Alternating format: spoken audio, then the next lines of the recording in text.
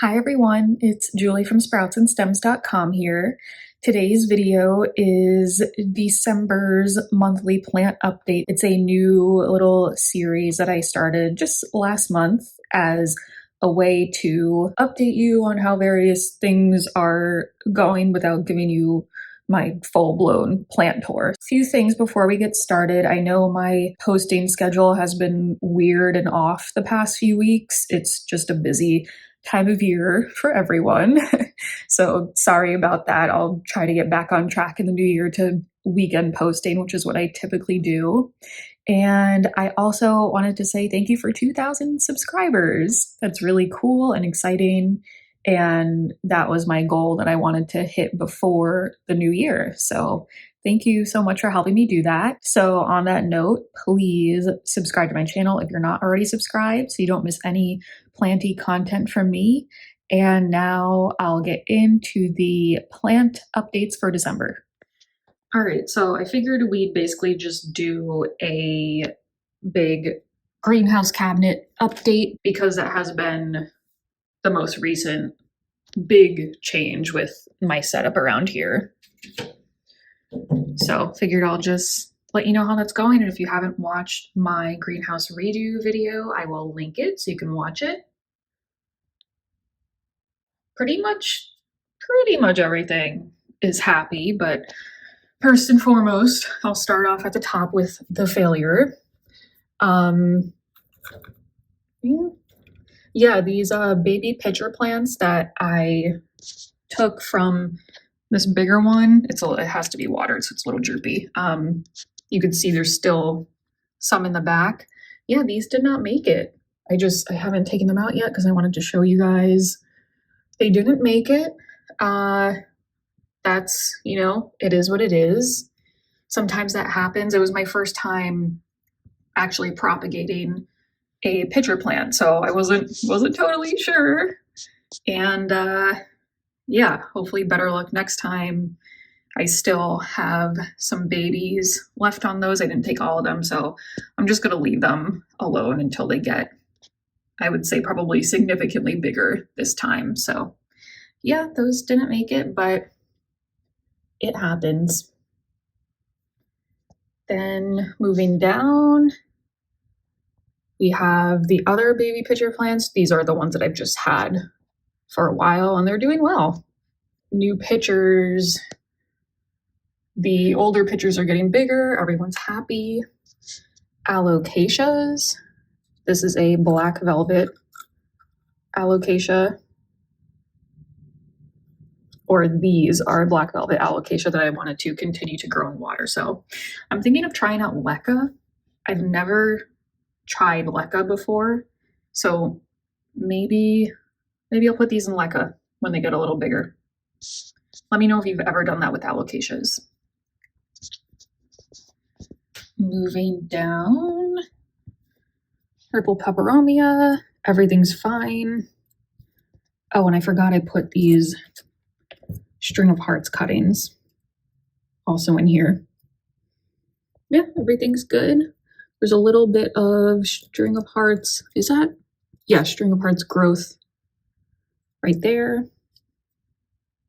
I literally just took this out of my one terrarium and just plopped it right in there, so everything is the same.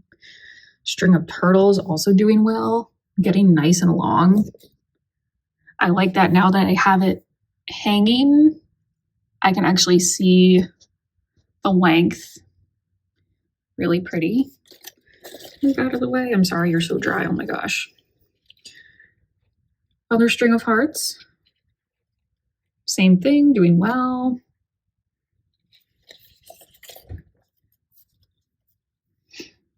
And the lemon button fern. So far, it's loving it in here, and I love the positioning and just how the light shines on it. And I don't know, I just think it's cool. It has a very cool like silhouette, and it makes it look even more jungly in here. It's happy in here. Oh, and I got this at Home Depot, and I was looking, they had a bunch of different kinds of little ferns. So I was just browsing the ferns, and I unknowingly picked up a rabbit's foot fern. I know the rabbit's foot fern from the creepy roots that they have, but not from like the fronds. So I picked up a rabbit foot fern, and as I was holding it, I saw the roots like at the base of the plant, and I almost just dropped the plant on the floor and ran out of the Home Depot. If you don't know what I'm talking about, rabbit's foot ferns have really creepy fuzzy roots that look like tarantula legs. And I know some people like them, but I think they are literally so creepy. So I'm glad that I didn't unknowingly get that. I'm glad I saw the roots in the store and I got this beautiful lemon button fern instead. And moving on to the baby spider plants. Doing well. There was one more baby in here originally that didn't make it, so I took that out. But other than that, these are the original babies and everyone is pretty happy. And sitting on the floor now. I'm really happy with the bottom shelf, or the floor, I guess. The pink syngoniums that I propagated about 2 months ago, they're doing so well in here. Originally, I had this light higher up, but during the greenhouse redo video, I brought it down like several times because I really wanted to make sure that these pink leaves got as much light as possible so that they could stay nice and pink and they wouldn't revert back to green. So it's getting plenty of light. It's pretty happy. Oh, in the video where I did this, I unfurled a lot of the leaves that were closed like this. I was just like, I'm just gonna do it, whatever. I'm just going to like literally uncurl them all and see what happens. And you can see the ones that I did that with are still kind of like, it almost looks like they're stuck in wake up mode. They're slowly starting to open up more. Some have already fully opened up, but some are still stuck in wake up mode. I don't recommend you go ahead and do this with all your plants that have curly leaves. At the point that I propagated these, I was like, I don't care what happens at this point. Let me just uncurl them all and see what happens. So that's an update for you on that. Still kind of curled, some of them, but doing well. And new little leaves have grown as well. You can also see right in there. So anyway, happy with the syngoniums. Philodendron micans, doing well, always happy with those. Enjoy pothos, also doing well. It's got one long vine. I wish some of the other vines would do the same thing, but we'll see. If I sound a little scratchy, my throat is a little dry today, so sorry about that. At this new leaf, I love how just like shiny and new and innocent. And then this Dieffenbachia, beautiful Dieffenbachia camouflage. The variegation is just like gorgeous. And now since I took out the shelves, hypothetically, this thing could just keep growing like all the way up because they do get pretty tall and it's in a pretty teeny tiny pot. So I am going to have to repot it soon and allow it to continue growing to its full beautiful potential. But it should be able to stay in here for a while. So I'm happy about that. And there's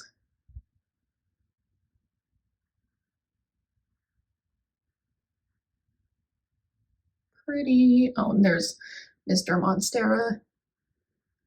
That's kind of a cool view. I put like a stick-on hook thing onto the ceiling and I put a piece of fishing line just to tie that branch to the hook because it was really leaning over and I don't want this thing to just one day like topple over. I also did the same thing to the back wall. You can't really see, but there is a hook and a bungee cord looped around one of the main branches of the plant back there. So, and why don't I just move it? Because my cat is insane. So until the weather gets warmer and I can put it outside, that's where it stays. Anyway, thanks so much for watching today. December plant updates. Happy holidays if you're celebrating a holiday, and have a happy new year. And I'll talk to you soon. Bye.